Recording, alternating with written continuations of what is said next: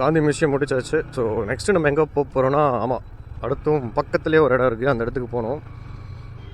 சொதபல் பிளான்ஸ்ன்னு சொல்லி ஒரு vlog பண்ணியிருப்பேன். அந்த vlog அப்போயே நம்ம ஒரு இடத்துக்கு போயிருப்போம்.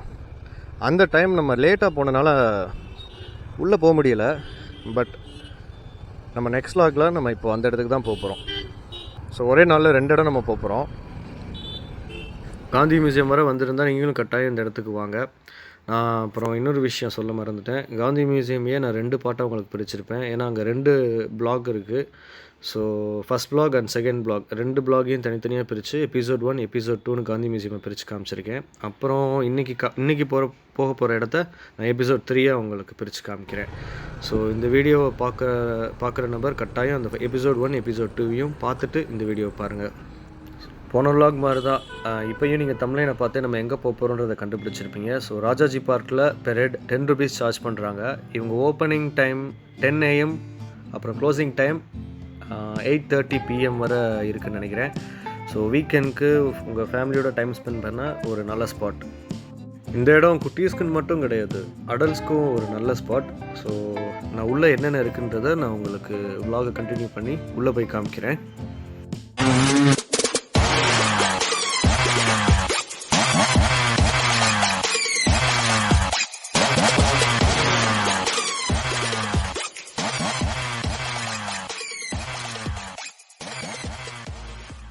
இங்கே ராஜாஜி பார்க்குள்ளே வந்ததுமே என்ட்ரன்ஸ்லேயே நமக்கு செட் ஆகிற பிடிச்ச விஷயந்தான் டெல்லி அப்பளம், மிளகா பஜ்ஜி, ஐஸ்கிரீம், ஜிகர்தண்டா, அல்ட்டி பண்ணலாம். இந்த இடம் எப்படின்னா, இப்போ கோயில் திருவிழாவுக்கு போகணுன்னு நினைக்கிறோம் இல்லையா, எங்கே நடக்கும்னு யாருக்கு தெரியும், எந்த சீசனில் நடக்கும்னு தெரியும். பட் ஆனால் நீங்கள் ராஜாஜி பார்க் வரும்போது அந்த ஒரு ஃபெஸ்டிவல் ஃபீலை இங்கே எப்பயுமே உங்களால் ஃபீல் பண்ண முடியும். அதுதான் இந்த இடத்தோட ஸ்பெஷல்.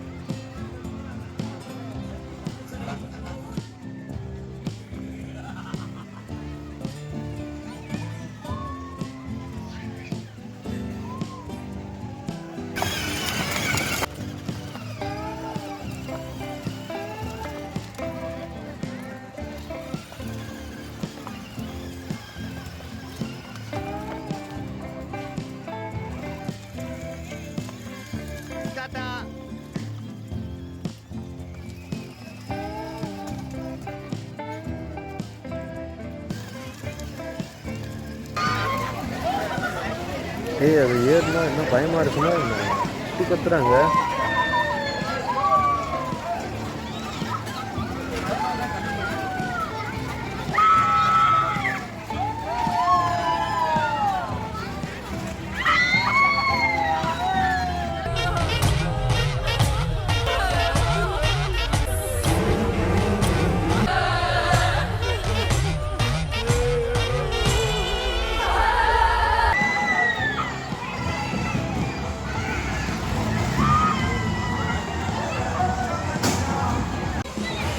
நம்மளும் ஏறிட்டோம். அப்படி என்ன இருக்குன்னு பார்ப்போம். பிடிச்சிக்கோ, நல்லா டைட்டாக பிடிச்சிக்கோ. 2 seconds later.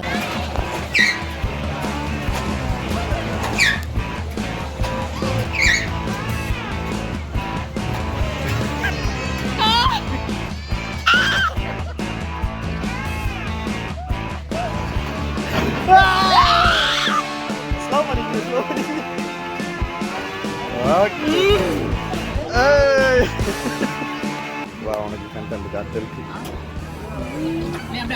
அங்கிட்ட சார் அந்த பேக் மட்டும்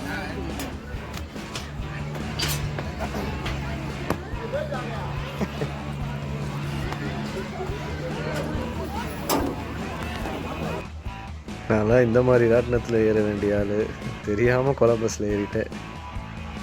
ஊரே பார்க்குது.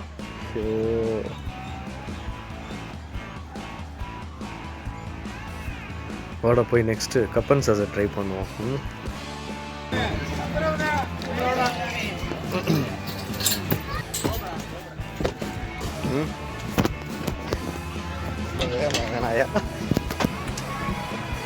வலது கால் எடுத்து உள்ள வச்சுவா.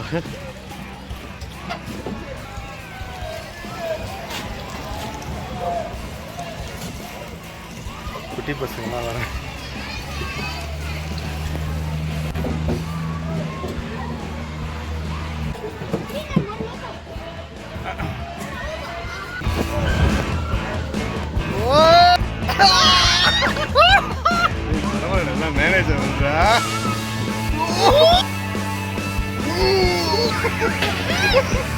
குட்டி பசங்களாம் உட்காந்துருக்காங்க. டைட்டாக பிடிச்சிருந்தோம். இது அந்த மாதிரி கிடையாது. கதவே இல்லை. கதவுல இருக்காதீங்க. ஊருக்காரங்க எப்படி கதவை விட்டு வச்சிருப்பாங்க. சும்மா பறந்து போயிடுவோம் பொங்கலை பட்டிக்கு. ஜஸ்ட் அதை சப்ஸ்கிரைப் பண்ணுங்க. இப்படியே உசுப்பேத்தி உடம்ப ரணகலம் ஆக்கிட்டாங்கடா. என்ன ஒரு மாதிரி அப்படின்னு ஆமா.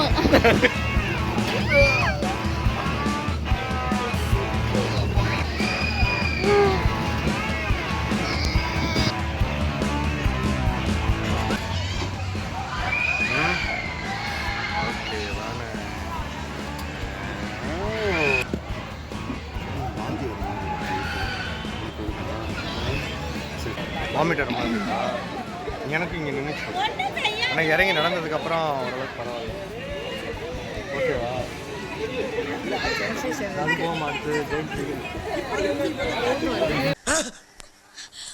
மறுபடியும் முதல்ல இருந்தா இதெல்லாம் போரு. நீங்கள் யாராவது குட்டி பசங்களை தூக்கிட்டு வந்தீங்கன்னா இதில் தள்ளி விட்டு வேணால் அழகு பாருங்கள். அப்படி வேணால் நல்லாயிருக்கும். டேய், இதெல்லாம் நான் சின்ன வயசில் இருக்கும்போது இருந்ததுடா. கிட்டத்தட்ட ஒரு 20 வருஷம் அதுக்கு முன்னாடியிலேருந்து இது இருக்குது. எனக்கு இன்னும் ஞாபகம் இருக்குது இதெல்லாம் ஏறின மாதிரி. பட் வீடியோவில் எடுக்கும்போது இதுக்கெல்லாம் பிரைட்னஸ் இல்லை. பட் இப்போ தான் ஒரு இந்த மாதிரி இந்த சர்க்கிள் இந்த ஏரியாவுக்கு வரும்போது தான் தெரியுது. இதெல்லாம் நம்ம இப்போ பார்த்துருக்கோம்ல, இதெல்லாம் நம்ம விளாண்டுருக்கோம்லன்னு. எவ்வளோ வருஷம் ஆச்சு. இதை பார்த்தது தாண்டா ராஜாஜி பார்க்கே ஞாபகம் டக்குன்னு வருது. இதை தவிர்த்து ராஜாஜி பார்க்கில் வேறு ஞாபகம்னா புதரில் இருக்கிறவங்கள கல்லை விட்டு அடிக்கிறது தான் எனக்கு ஞாபகம் இருக்குது. நான் பண்ணவே